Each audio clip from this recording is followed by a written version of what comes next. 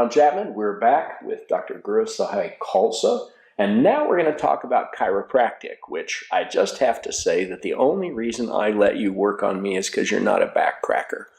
I ran into that years ago where someone just lay down and start popping things rather than actually looking for what needs attention. So this is where I think your deep practice has convinced me. So tell us about chiropractic, Guru Sahai.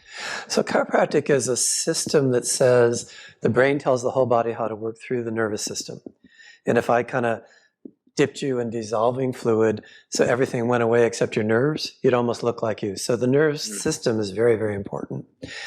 And what it says is that if a bone of your spine gets twisted out of place, you know, you bend and you hear something pop or something like that, the bone gets out of place, it's going to pinch a nerve. If that nerve goes to your arm, you might have arm pain or tingling or numbness. If it goes to your thyroid, maybe your thyroid won't function like it should. So the idea is to find in the spine where the bones are out of place. Technically, that's called a subluxation. And gently push the bone back into place and get the nerve unpinched again.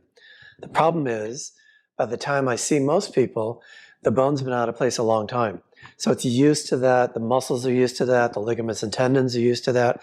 So when I push it back in place correctly, it tends to want to go back out of place. So that's why you're here, you have to go to the chiropractor a few times. And what I find is if people go a few times at the beginning, then they don't need so much care later on. What I recommend to people most of the time is that once we get your initial problem taken care of, come back to keep your energy up, to keep your stress levels down, to sleep better, to have less colds and flus, to think better.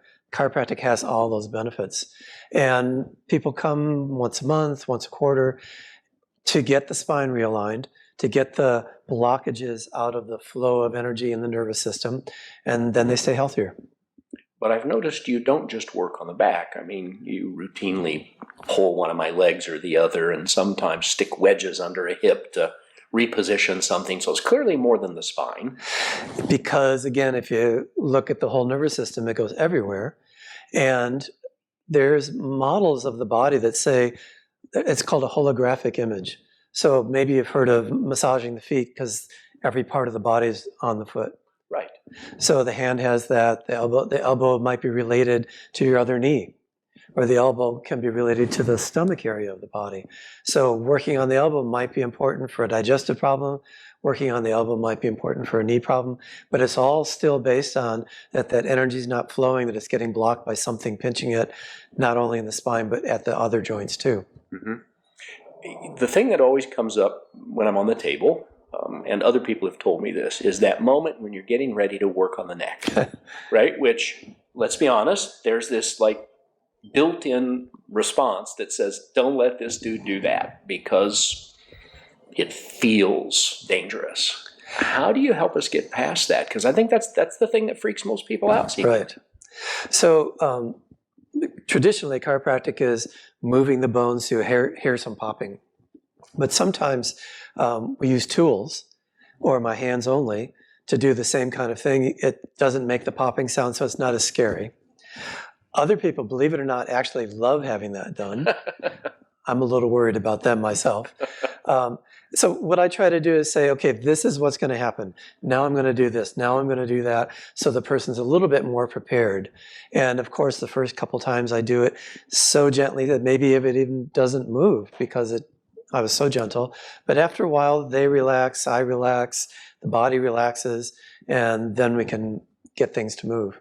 So I need to mention, though, that you do have a mischievous streak in you, because I remember the time that you asked me to wiggle my toes, which was simply a distraction so you could crack my neck while I wasn't paying attention.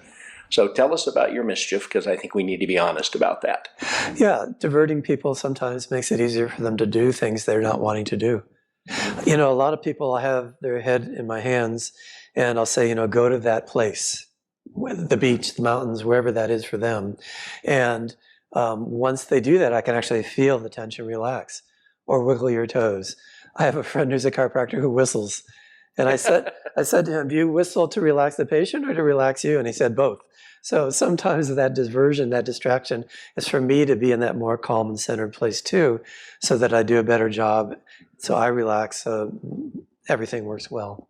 So I'll acknowledge this, because what that affirms to me is the degree of perception that you bring to the work you do. I try to really depend on my intuition, and I think it served me really well over the years. I think it has served me well as well. Thank you. Thank you.